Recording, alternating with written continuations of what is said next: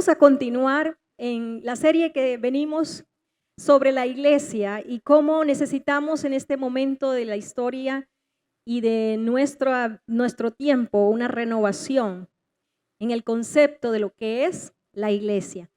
Y me gustaría que meditáramos en una pregunta y es, ¿cómo ves la iglesia el día de hoy? ¿Cómo la estás viendo? ¿Cuál es la visión que tú tienes de la iglesia hoy? Y hago esta pregunta porque hay muchas realidades que estamos viendo acerca de la iglesia. Algunas no son muy alentadoras. Hay otras que nos alientan cuando escuchamos que la iglesia en algunas partes del mundo está creciendo rápidamente, pero tendríamos que hacernos otra pregunta y es, ¿qué clase de iglesia está naciendo y está creciendo el día de hoy? Y frente a esta pregunta, ¿cómo ves la iglesia hoy? Tenemos dos opciones para responder en nuestro corazón. Una es mirar las realidades, quizás no muy positivas, de lo que se ve de la iglesia.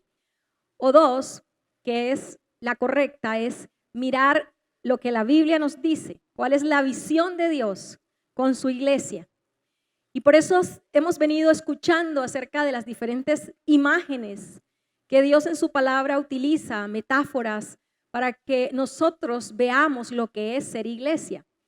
Y hemos escuchado varias de esas imágenes y metáforas acerca de lo que es ser iglesia. Pero hoy quiero hablar un poco más allá y es, ¿cuál es el propósito de Dios con su iglesia? ¿Por qué necesitamos ser como esas imágenes que Dios muestra en la palabra de lo que es su iglesia? Porque en cada época de la historia, especialmente cuando estamos viendo realidades de la iglesia que contradicen la verdadera naturaleza de la iglesia, se necesita un tiempo de renovación. Y la forma como Dios renueva su iglesia es precisamente llevándola por el Espíritu Santo de nuevo a las Escrituras, a recordar quiénes somos como iglesia y que podamos ser esa iglesia que Dios quiere que nosotros seamos.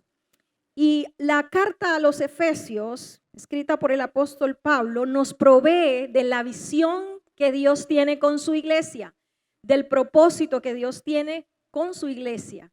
Y cuando hablo de propósito me refiero al para qué y al por qué existimos como iglesia. ¿Cuál es el propósito de Dios de que seamos iglesia?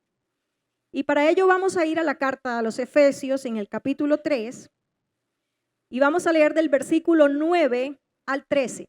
Y quiero leer en esta mañana para ustedes en la Nueva Traducción Viviente, es la versión que voy a utilizar. Y dice la palabra en el capítulo 3, versículo del 9 al 13. Fui elegido para explicarles a todos el misterioso plan de Dios, el creador de todas las cosas. Mantuvo oculto desde el comienzo. El propósito de Dios con todo esto fue utilizar a la iglesia para mostrar la amplia variedad de su sabiduría a todos los gobernantes y autoridades invisibles que están en los lugares celestiales.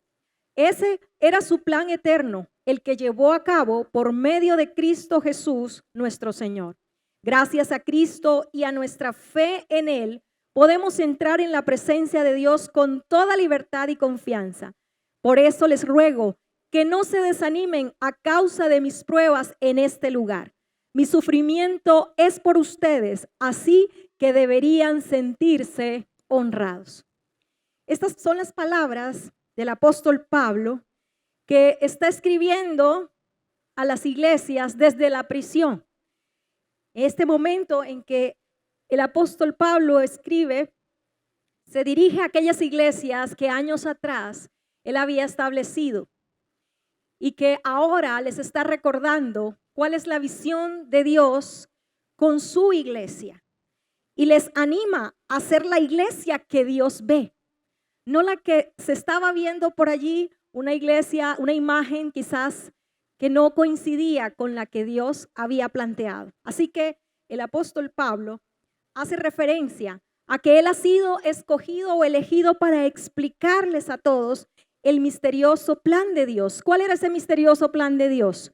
todo lo que Dios había planificado para redimir al hombre, pero que el centro de ese plan era la iglesia, es la iglesia. Y que Dios tiene un propósito con el hecho de habernos salvado y rescatado. Y es hacer una nueva comunidad, es hacer un nuevo pueblo.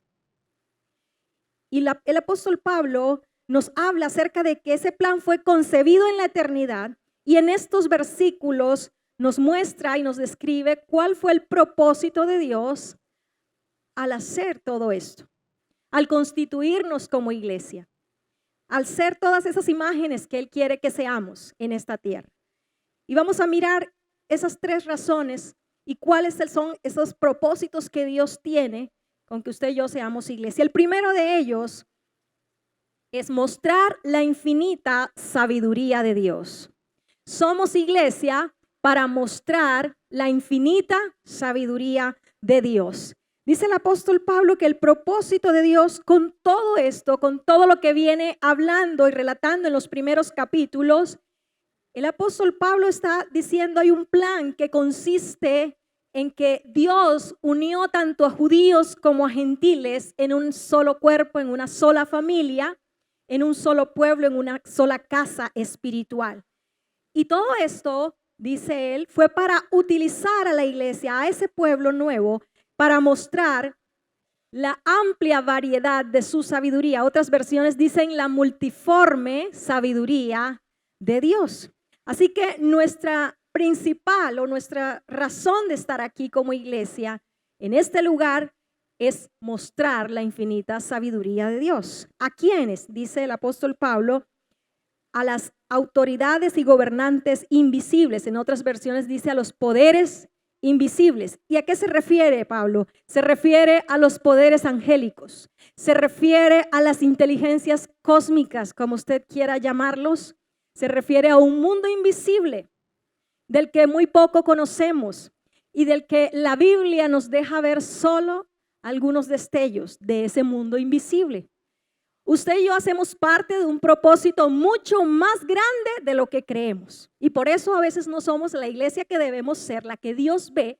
Y quizás podemos estar siendo la iglesia que Dios no ve, otra que contradice lo que realmente Él describe en su palabra. A veces nos centramos tanto en las realidades negativas que estamos viendo de la iglesia, en las malas noticias que escuchamos.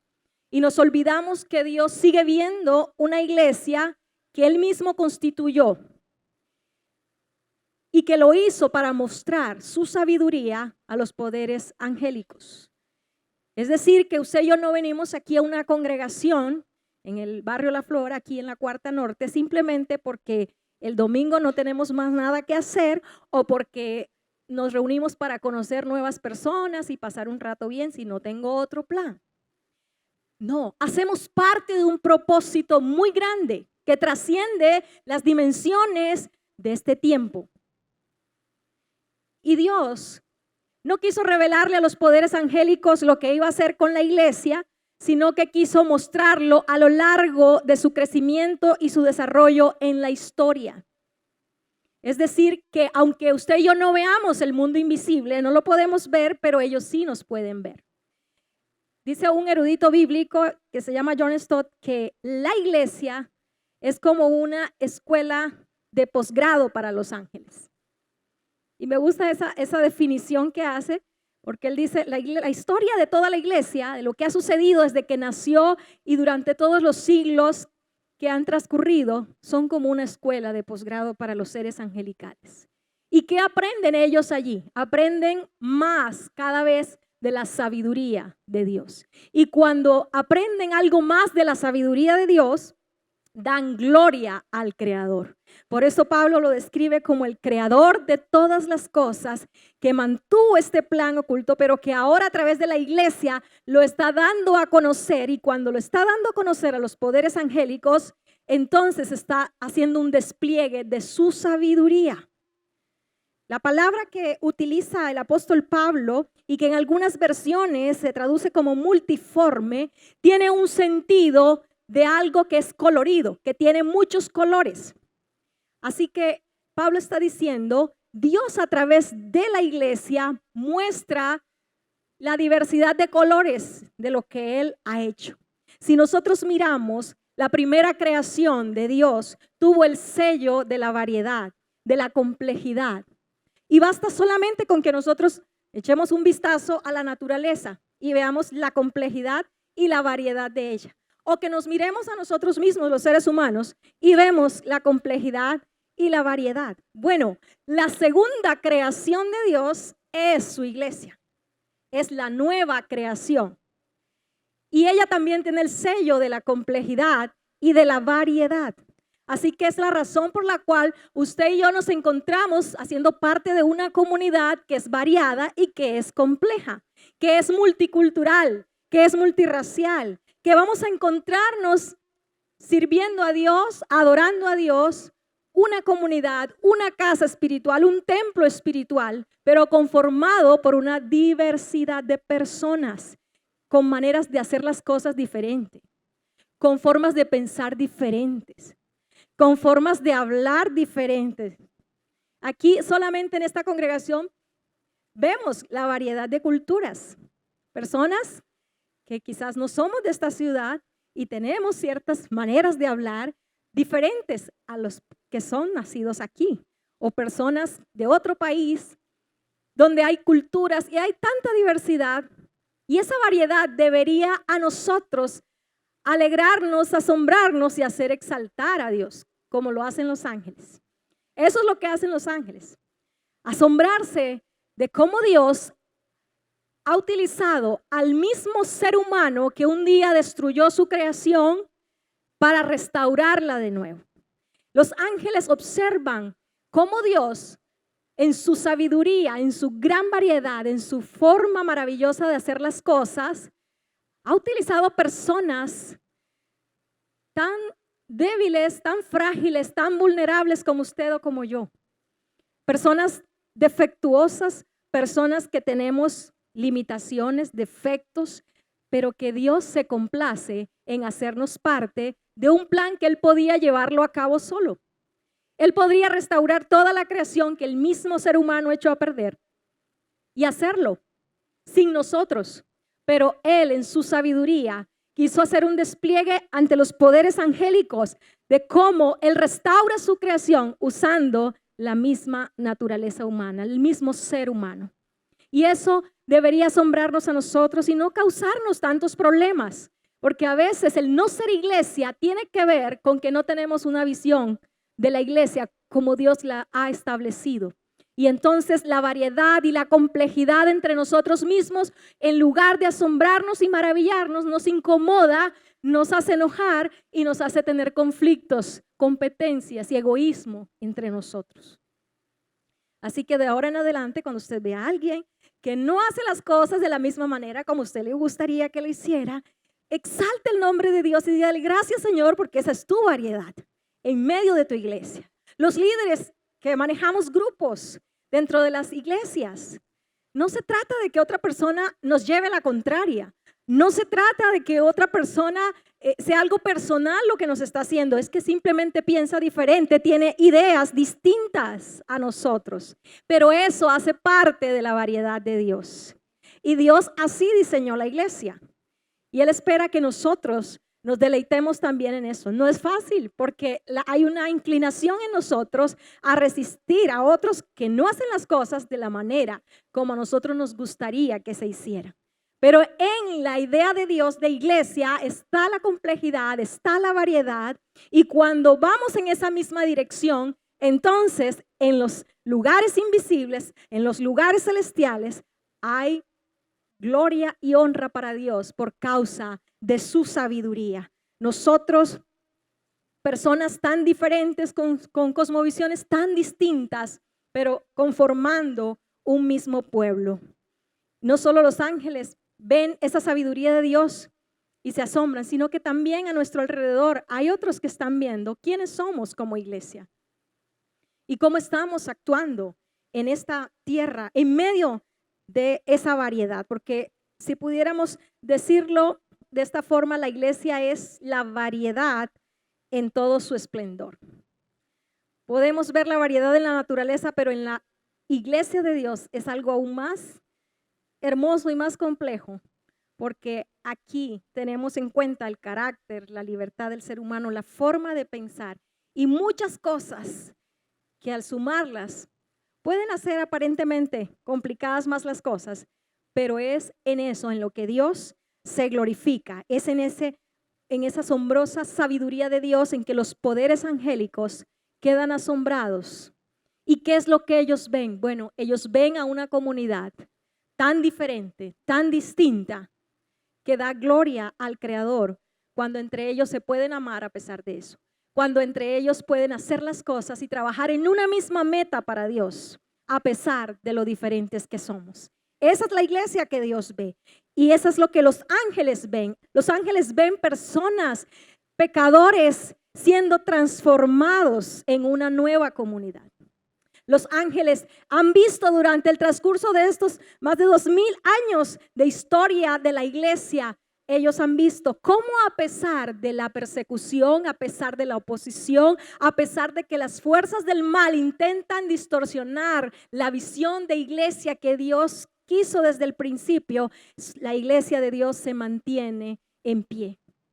Y los ángeles ven eso y contemplan esa variada sabiduría de Dios, esa infinita sabiduría de Dios. Ellos ven a creyentes que no se rinden, que viven para la gloria de Dios a pesar de las dificultades, a pesar del sufrimiento, a pesar de un diagnóstico de cáncer. Ellos ven a creyentes que siguen dando gloria a Dios, siguen adorando a Dios, aunque no entiendan muchas situaciones. Ellos ven a creyentes o familias cristianas con un hijo quizás enfermo, con un problema económico difícil, con un pasado doloroso, pero que dan gloria al Creador. Y saben que hay un Dios que en su infinita sabiduría vino a este mundo a salvarnos y prometió regresar. Ellos ven a una iglesia que aunque no ve ese mundo que está allí, invisible, sin embargo, siguen confiando y creyendo porque el Espíritu de Dios les ha impartido esa esperanza, esa convicción y ven a una comunidad que aunque no ve las respuestas a muchos interrogantes, pueden confiar en Dios y esperan su regreso. Y los ángeles dicen, wow, esto es la sabiduría de Dios. Crear un pueblo que no puede verlo, que no entiende muchas cosas de las que pasan porque hacen parte de un mundo que trasciende el tiempo y las dimensiones que nosotros vivimos. Y ven personas que viven para la gloria de Dios a pesar de esto. Es algo así como tratar de entender las cosas que a veces pasamos y vivimos siendo una comunidad que Dios ha salvado y que Dios ha hecho parte de su gran propósito, pero que hay cosas que están sucediendo, que han sucedido a lo largo de la historia que no son agradables, que contradicen lo que Dios ha dicho, pero que hacen parte también de las fuerzas del mal en ese mundo invisible que intentan también interrumpir esa visión de Dios hecha realidad. Y un ejemplo de ello lo vemos en el libro de Job. En el libro de Job, Dios nos ha dejado ver que hay un mundo invisible y en el cual nosotros tenemos mucho que ver. Un mundo invisible donde también está en juego la lealtad de un pueblo que ama a Dios por encima de aquello que no puede comprender. Y ama a Dios porque acepta la sabiduría de Dios. Y cuando vemos el libro de Job, nos damos cuenta de un hombre que atravesó una vida de sufrimiento o un momento de sufrimiento en su vida y que Dios en los primeros capítulos lo describe como un hombre justo, apartado del mal y piadoso. Es decir, esa era la visión que Dios tenía de Job. Pero Job empieza a atravesar un tiempo de sufrimiento y empieza a preguntarse qué habría hecho él para que le estuviera pasando todo lo que le estaba pasando. Sin embargo, vemos que al finalizar los capítulos, Dios se revela a Job, pero no le revela la respuesta de por qué él estaba viviendo todo ese sufrimiento. Porque había algo mucho más allá que Job no entendería del mundo espiritual, del mundo invisible, de los poderes angélicos. Y sin embargo, lo que Dios responde y revela a Job tiene que ver con su sabiduría. Y si miramos del capítulo 38 hasta el 42 del libro de Job, vamos a encontrar todo un despliegue de la sabiduría de Dios, Dios hablándole a Job acerca de que él sabe lo que está haciendo, de que él sustenta un universo del cual Job no conoce ni la mínima parte. Y es lo mismo que sucede con nosotros. No conocemos mucho acerca de un universo que es tan grande que si Dios nos hablara y nos diera respuestas a muchas cosas que aún siendo el pueblo de Dios hemos vivido, no la hace no porque no quiera, sino porque no podríamos comprender algo de un universo que no conocemos. Algo que no sabemos.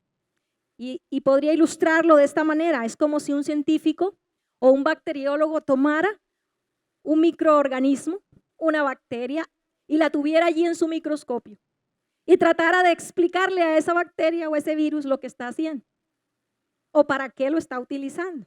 Nosotros sabemos que somos seres superiores a esos microorganismos, sabemos que están siendo estudiados y analizados para ayudar en el tema de las enfermedades, acerca de las curas de enfermedades, pero ellos no pueden entender eso. Así el científico o el bacteriólogo le intente explicar a esa bacteria lo que está pasando, no lo va a entender. Porque él solo conoce el mundo que alcanza a ver allí, donde se encuentra, pero no entiende más allá. Y el pueblo de Dios debemos confiar en la sabiduría de Dios, en que hacemos parte de una comunidad que es compleja y variada, pero que da honor y da gloria a Dios en la tierra y en los cielos. Cuando podemos llevar a cabo una tarea y aún cuando podemos seguir confiando en el plan de Dios, a pesar de que no tenemos todas las respuestas de por qué pasan ciertas cosas o situaciones en nuestra vida, en nuestro caminar, pero podemos confiar en la sabiduría de un Dios que es honrado en los cielos y que también debería ser honrado por su pueblo aquí en la tierra, por su iglesia, con una iglesia que se dispone y que ama esa variedad que Dios ama y que sabe que a Dios nada le queda grande. Por más complejo que nos parezca, Dios llevará a su iglesia y seguirá llevando su iglesia en avance a pesar de lo diferentes que somos, a pesar de las maneras y las formas diferentes en que hacemos las cosas. Seguimos como iglesia esperando su regreso y sabiendo que ahora hacemos parte de una restauración que Él ha iniciado, pero que un día la completará y que nos ha hecho parte de ese gran propósito. La segunda razón o el segundo propósito que encontramos que Dios tiene con su iglesia y la razón de que somos iglesia es porque hacemos parte del proyecto personal de Dios. Puedes decirle a la persona que tienes a tu lado, tú eres parte del proyecto personal de Dios. Tú eres parte del proyecto personal de Dios y eso debería nosotros alegrarnos. Porque Dios en su plan eterno, dice el apóstol Pablo, en el mismo capítulo 3, allí los versículos que estamos viendo, en el versículo 11, dice, ese era su plan. ¿El qué? ¿Qué plan? ¿De qué plan está hablando Pablo? De la iglesia. A eso se viene refiriendo el apóstol Pablo. Ese era su plan eterno, que llevó a cabo por medio de Cristo Jesús, nuestro Señor. Y gracias a quién, dice el pasaje, gracias a Cristo y a nuestra fe en Él, podemos entrar en la presencia de Dios con toda libertad y confianza. Y lo que el apóstol Pablo nos está diciendo es que la iglesia es el centro mismo del plan de Dios. Usted y yo como iglesia, juntos como creyentes, somos el centro del plan de Dios en la historia de la humanidad, de su plan redentor. Y eso nos muestra el pasaje que Dios ama profundamente la iglesia. Dios ama profundamente su iglesia y la ama tanto que ese plan tuvo un costo muy alto. Y el alto costo de este plan de Dios, que era su proyecto personal, fue su propio Hijo, que se entregó y con su sangre, dice el apóstol Pablo en la carta a Tito, con su sangre compró para sí un pueblo redimido, un pueblo que le da gloria a Él, un pueblo en el cual Dios se deleita en tener compañerismo. Para esto Dios nos ha salvado, nos ha rescatado, porque Él se deleita en estar en medio de nosotros. Dios en medio de nosotros, ese fue su plan, tener comunión íntima y personal con nosotros. Y cuando Pablo dice que por medio de Cristo nos dio libre acceso con confianza a su presencia, nos está hablando de una libertad que tenemos que antes no teníamos, de poder entrar a la presencia de Dios. Esas palabras que él utiliza allí tienen que ver con una oportunidad que Dios nos está dando. Tienen que ver con un acceso que tenemos. Y esa palabra libertad en el griego tiene un sentido de osadía, de atrevimiento, de poder entrar con osadía ante la presencia de un ser superior, con la confianza y la esperanza de que Él tiene respuesta para nosotros. Ese es el sentido en que Pablo dice que tenemos acceso con libertad y confianza. Y eso es una verdad para cada uno de los que creen en Cristo Jesús. Ahora, por medio de la fe en Cristo Jesús y por su sacrificio, tenemos libertad y tenemos acceso con confianza para entrar a la presencia de Dios. Y eso es real en la medida en que cada uno lo practica de forma individual en la oración. Podemos entrar a orar a la presencia de Dios, deleitarnos en la presencia, experimentar la cercanía de Dios. Pero el apóstol Pablo en estos versículos está hablando en un contexto de iglesia y no podemos sacar el pasaje de ese contexto. Él está hablando de que Dios también se deleita y que fue su proyecto personal constituir un pueblo, un templo donde Él habitar, donde su presencia pueda estar. Dice el capítulo 2, versículo 19 y 20, hablando el apóstol Pablo le dice a los gentiles, ya no, ustedes no son desconocidos ni extranjeros, son ciudadanos junto con todo el pueblo santo de Dios, son miembros de la familia de Dios. Juntos constituimos su casa, la cual está edificada sobre el fundamento de los apóstoles y profetas, y la piedra principal es Cristo Jesús. Estamos cuidadosamente unidos en Él y vamos formando un templo santo para el Señor. Pablo ha descrito aquí varias imágenes de que la iglesia somos una familia, somos un cuerpo, somos un templo, una casa edificada para Dios. Y habla en términos de que estamos juntos. Y si bien nosotros hemos experimentado una salvación personal, en el centro del plan redentor de Dios, su proyecto personal era su iglesia. No solo creyentes aislados que tienen comunión con Él de manera individual, sino juntos, en conjunto. Por eso cuando escuchamos ideas de que podemos ser iglesia desde nuestra casa sin necesidad de reunirnos o congregarnos o pertenecer a una comunidad, eso no va conforme a la visión que Dios tiene de lo que es ser iglesia. Y Pablo está diciendo que como iglesia tenemos la libertad de entrar y está haciendo referencia a la oración, a la adoración, a todos estos espacios que como congregación nosotros podemos acceder a la presencia de Dios y experimentar la presencia de Dios como una comunidad. Por esto es tan importante que nosotros dimensionemos el valor que tiene en toda reunión como iglesia la oración, la alabanza, la adoración. Porque tenemos un acceso con confianza y con libertad para entrar a la presencia de Dios. Lastimosamente, estos espacios de oración como congregación en las reuniones de adoración son los más descuidados por la iglesia.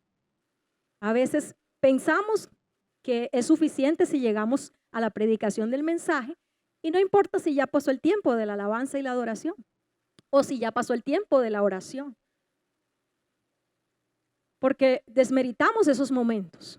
Pero resulta que Dios se deleita precisamente en los momentos en que nosotros entendemos que como iglesia también podemos entrar en conjunto a la presencia de Dios, a esa a ese acceso al Rey de Gloria, a su presencia, y disfrutar de esa presencia de Dios. Y saber que allí vamos a encontrar también la ministración del Espíritu de Dios sobre nuestras vidas. Y que aún por mucho tiempo que llevemos en los caminos del Señor, es cuando más deberíamos disfrutar estos espacios. A veces las personas no entran, aún estando dentro de esos espacios de oración o de adoración, no entran con la libertad y el acceso con confianza que ya Dios nos ha dado y se quedan allí en la puerta. Y no estoy hablando de la puerta física de este lugar, sino se quedan allí en la puerta de la alabanza y la adoración como espectadores. A veces porque hay temor, a veces porque decimos, bueno, sí, ¿será que si cierro los ojos o si me concentro más, entonces qué va a pensar el que está al lado mío o qué va a decir? ¿Cierto? Venimos con esos prejuicios o prevenciones, pero el apóstol Pablo nos está diciendo, tranquilos, podemos entrar con libertad. Dios nos ha otorgado un privilegio de pocos y es entrar ante la presencia del Rey de Gloria, del Dios soberano de todo el universo, con confianza, a adorarle, a exaltarle, a que disfrutes esa presencia de Dios. A que no te quedes allí conforme con estar solo a la puerta, sino que entres a la misma presencia del Rey del universo y puedas experimentar esa cercanía.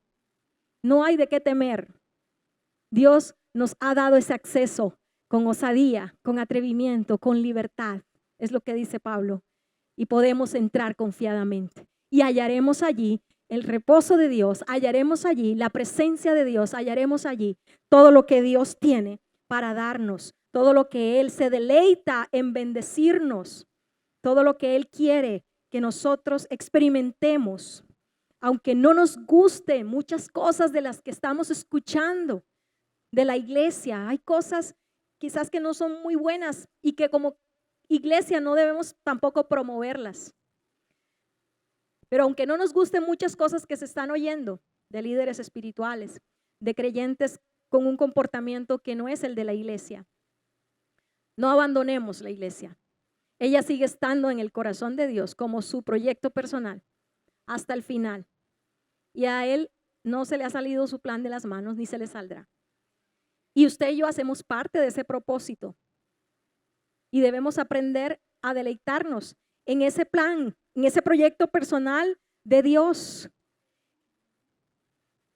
A veces hay frases que oímos y con las cuales debemos tener mucho cuidado con relación a no abandonar el proyecto personal de Dios como iglesia. ¿Cuántos han escuchado frases bien intencionadas que se nos dice, bueno, ¿para qué estar encerrados en cuatro paredes en vez de estar haciendo allá afuera lo que la iglesia debería estar haciendo? ¿Cierto que sí? Es cierto, la iglesia debe tener un papel más activo afuera en la sociedad. Pero cuidado con esas palabras de que no necesitamos estar encerrados en cuatro paredes. El problema no es estar encerrado en cuatro paredes, el problema es qué estamos haciendo dentro de las cuatro paredes. Porque sí necesitamos estar reunidos y congregados, fue el deseo de Dios. Cuando vemos la iglesia naciente en Hechos de los Apóstoles, ellos estaban en el aposento alto y allí fueron investidos por el Espíritu Santo de Dios para ser testigos eficaces allá afuera. Si dejamos de congregarnos, si usamos esa frase como una excusa para abandonar la iglesia, porque si fuera así, estuviéramos viendo entonces una labor de la iglesia más activa afuera, pero tampoco la estamos viendo. Estamos viendo creyentes que están dejando de congregarse, de reunirse, pero tampoco están siendo eficaces allá afuera. Porque si no estamos aquí dentro siendo investidos con el Espíritu de Dios, mucho menos vamos a ser eficaces allá afuera. Necesitamos estar aquí haciendo lo que tenemos que hacer. Ahora, ¿qué hacía la iglesia en sus inicios cuando nació y empezó a crecer y fue investida del Espíritu Santo? Oraban fervientemente, adoraban a Dios allí dentro de esas cuatro paredes, exaltaban a Dios, tenían compañerismo entre ellos, sin egoísmo, sin competencia, sin rechazar al otro, creciendo en el amor de Dios. Ellos hicieron lo que tenían que hacer y el Espíritu de Dios los invistió de poder y luego salieron. Así que debemos tener cuidado que no tomar frases como excusa para abandonar la iglesia del Señor y el servicio al Señor. Hay otra frase que he escuchado y es, en el orden de Dios, primero está la familia antes que la iglesia. Y entonces, si yo estoy mucho en la iglesia, voy a abandonar mi familia. Esa es una frase que tiene mucho de cierto. Nosotros no podemos descuidar nuestra familia. Y todo esto del orden de Dios. Pero también hay una verdad, es que no podemos usar de excusa nuestra familia para descuidar el proyecto personal de Dios, que es su iglesia. ¿Recuerdan aquel momento en un pasaje de los evangelios cuando el Señor Jesús está predicando, está enseñando y llegan los discípulos y llegan las personas que estaban y le dicen, afuera está tu madre y tus hermanos y te buscan? ¿Recuerdan ese momento? ¿Y qué contestó Jesús? Bueno, el Señor Jesús dijo algo que dejó muy claro, que es tan claro para Dios como lo debería ser para nosotros. El Señor Jesús, dice la palabra, que miró a su alrededor a los que estaban allí oyendo sus enseñanzas y dijo, ¿quién es mi madre y quiénes son mis hermanos? Y mirando a los que estaban allí, dijo, mi madre y mis hermanos son los que hacen la voluntad de Dios. Y en ese momento, el Señor Jesús estaba dejando por sentado algo. Nuestra familia es importante, porque ¿cuántos creen que Jesús amaba a María? Tiernamente, claro que sí, como su madre que era. La amaba tiernamente. Sin embargo, cuando Jesús contestó esto, Él estaba dejando por sentado que los lazos físicos no pueden impedir nuestros lazos espirituales. No podemos usar nuestra familia como excusa para dejar la familia de Dios, que es su iglesia. Unos lazos que son eternos, unos vínculos que estarán por la eternidad. Así que no podemos abandonar la iglesia de Dios, excusándonos en muchas frases que hoy se escuchan. Tenemos que entender que hacemos parte del proyecto personal de Dios, que es su iglesia, y debemos ser la iglesia que Dios quiere que seamos. Lo tercero que encontramos aquí en este pasaje de la carta a los Efesios es que somos iglesia para transformar la visión divina en una realidad. Usted y yo somos iglesia porque Dios nos ha encomendado una tarea y es transformar su visión en una realidad. Es decir, la visión que Dios tiene de iglesia, nosotros somos los que tenemos que hacer la realidad en este mundo. ¿Y cuál es la visión que Dios tiene de su iglesia? Que nosotros hagamos lo que Cristo haría si estuviera en este mundo.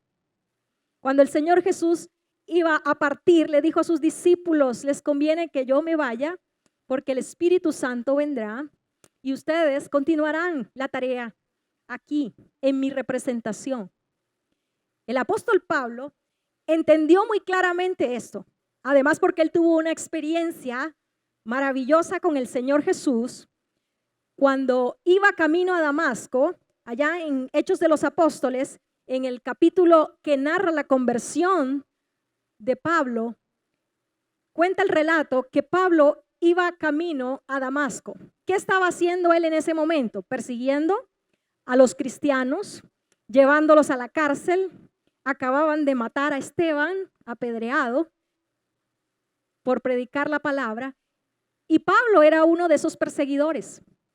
Y dice la palabra que el Señor Jesús se le aparece camino a Damasco a Pablo y le dice, Saulo, Saulo, ¿por qué me persigues?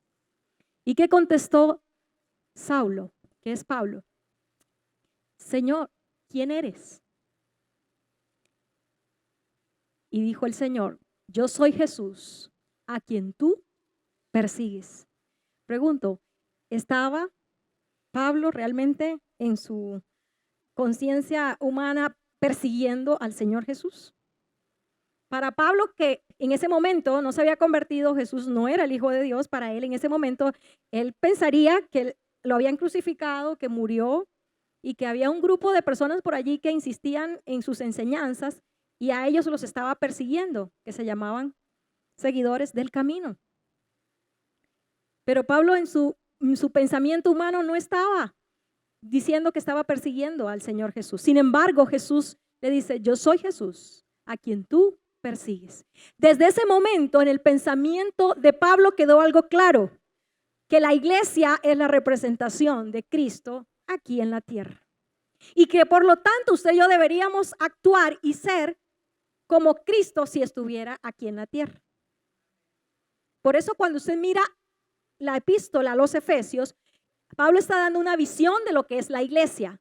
Y en los primeros capítulos habla del plan de Dios y de su proyecto personal de que seamos su iglesia, su pueblo. Pero en los capítulos 4 en adelante, Pablo dice cómo ser iglesia en todas las esferas de nuestras relaciones personales.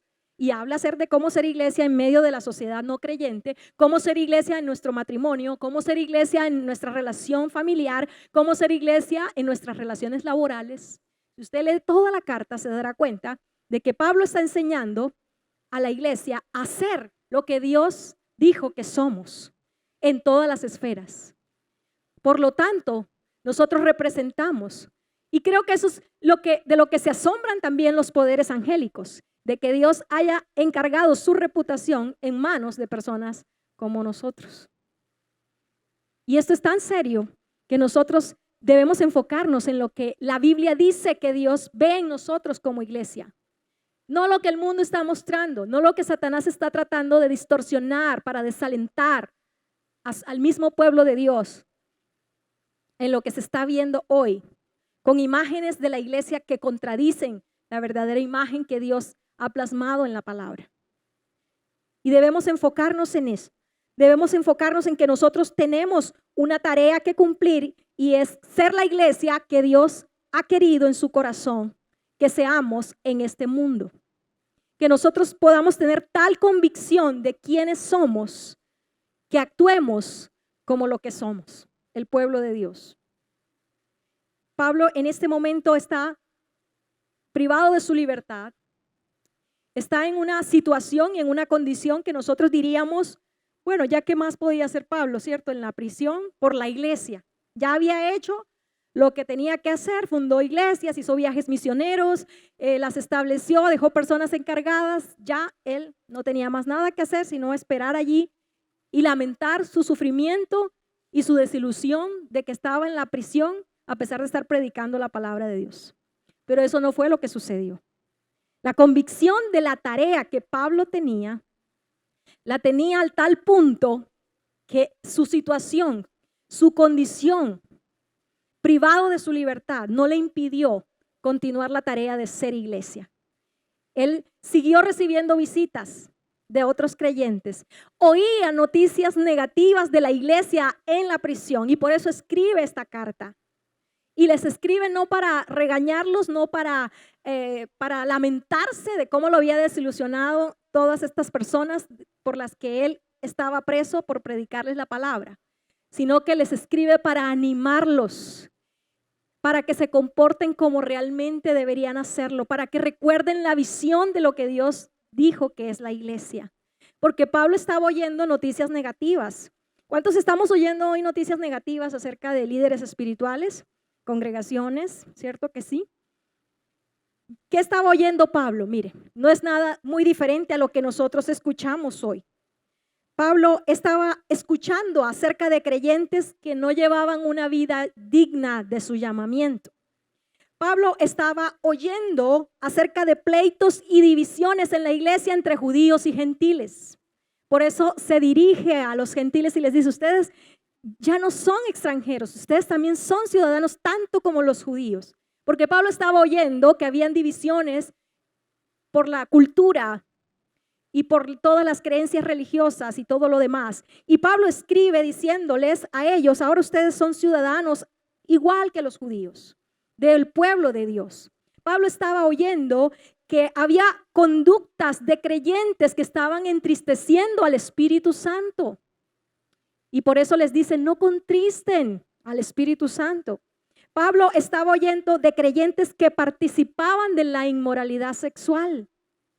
Pablo estaba oyendo noticias de las iglesias en ese momento que participaban de cuentos y chistes obscenos, igual que lo hacían los no creyentes. ¿Dónde vemos esto? Vaya conmigo, por favor, al capítulo 4 y 5. Voy a mostrar algunos versículos de por qué Pablo cuando escribe esta carta está respondiendo a noticias negativas que había escuchado, de imágenes que contradecían la naturaleza de la iglesia. Y les recuerda cuál es la visión que Dios tiene de iglesia. Y les dice en el capítulo 4, versículo 17, con la autoridad del Señor digo lo siguiente, ya no vivan como los que no conocen a Dios. Quiere decir que si Pablo les está diciendo ya no vivan como los que no conocen a Dios, es porque ellos estaban viviendo de esa manera. Porque ellos están irremediablemente confundidos. Vaya al capítulo 5, versículo del 3 al 4, versículos del 3 al 4, capítulo 5. Dice el apóstol Pablo dirigiéndose a los creyentes, que no haya ninguna inmoralidad sexual, impureza ni avaricia entre ustedes. Tales pecados no tienen lugar en el pueblo de Dios. ¿Será que son diferentes a las noticias que estamos oyendo hoy? El pecado dentro de la iglesia, dentro de creyentes, inmoralidad sexual dentro de la iglesia, dentro de creyentes, impurezas. Continúe en el versículo 4. Los cuentos obscenos, las conversaciones necias y los chistes groseros no son para ustedes. Eso no es para nosotros. Y Pablo estaba oyendo que habían creyentes que lo estaban haciendo, estaban participando y creían que eso era, tenían que ser como los demás. No son para ustedes. En cambio, que haya una actitud de agradecimiento. Y el versículo 15 del mismo capítulo 5 dice, así que tengan cuidado de cómo viven. No vivan como necios, sino como sabios. Saquen el mayor provecho de cada oportunidad en estos días malos. No actúen sin pensar. Más bien procuren entender lo que el Señor quiere que hagan.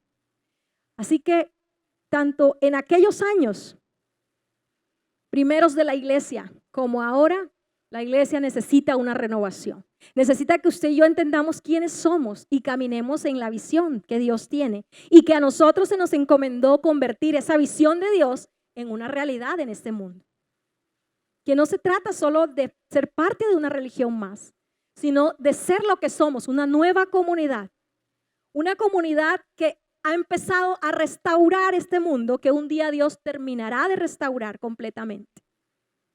Y usted y yo hacemos parte de ese plan maravilloso y glorioso. Y que como Pablo lo hizo, Pablo tenía tal convicción que ni la prisión, ni sus sufrimientos, ni las malas noticias pudieron impedir que él continuara la tarea. Pensaríamos que él no podía hacer más nada como iglesia desde la prisión, pero quiero decirle algo. 4 de las significativas cartas del apóstol Pablo fueron escritas en esa prisión. Y quizás Pablo no lo vio en ese momento, pero hoy sí nosotros lo podemos ver. La sabiduría de Dios, el propósito de Dios hecho realidad a través de la vida de Pablo. Y es que durante 2000 años hemos estudiado y las cartas de Pablo han edificado nuestra vida. La carta a los Efesios, a los Filipenses, a los Colosenses y a Filemón fueron escritas estando él en prisión a la espera de su ejecución. ¿Se desilusionó Pablo? ¿Dejó de ser iglesia porque lo iban a ejecutar? Entonces, ¿por qué nosotros medio sentimos una dificultad, una desilusión con la iglesia, con otros creyentes? Queremos abortar la tarea porque no tenemos claro cuál es la visión y porque no estamos convencidos. Por eso Pablo dice allí en el capítulo 3, versículo 14. Cuando pienso en todo esto, ¿en qué estaba pensando Pablo? Los versículos que venimos hablando. Cuando pienso en todo esto, ¿en qué? En lo que es ser iglesia. Cuando pienso en todo esto, caigo de rodillas y elevo una oración al Padre. Versículo 15, el creador de todo lo que existe en el cielo y en la tierra. Y pido en oración que de sus gloriosos e inagotables recursos los fortalezca con poder en el ser interior por medio de su espíritu.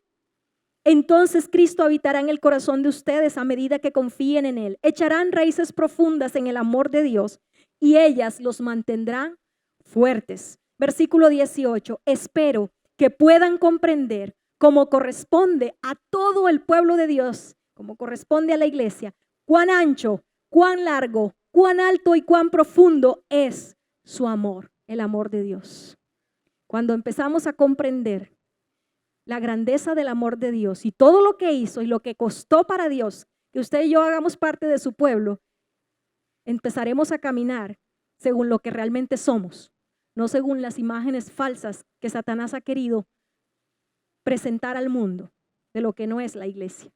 Hay una visión clara, hay un propósito claro establecido por Dios, que usted y yo demos gloria a Dios a los poderes angélicos, que usted y yo hacemos parte del proyecto personal de Dios y que usted y yo somos los encargados de transformar la visión divina en una realidad en este mundo. Cuando tengamos eso claro, entonces trastornaremos el mundo, como se decía de los discípulos en Hechos de los Apóstoles. ¿Quiénes son estos que trastornan el mundo? ¿Será que estamos trastornando el mundo en este momento? Es tiempo de que renovemos nuestro concepto de qué es ser iglesia y que caminemos en esa dirección y que abracemos el propósito de Dios, por lo cual usted y yo hacemos parte de algo muy grande, de algo tan grandioso, de una nueva comunidad que ha empezado una restauración en este mundo. Y que ni las noticias negativas, ni las desilusiones, ni las puertas del infierno prevalecerán contra la iglesia del Señor. ¿Cuántos son iglesia? ¿Cuántos somos iglesia? Colóquese en pie. Somos la iglesia del Señor. Y que Él nos ayude a renovar la visión que Él ha tenido de lo que es ser iglesia.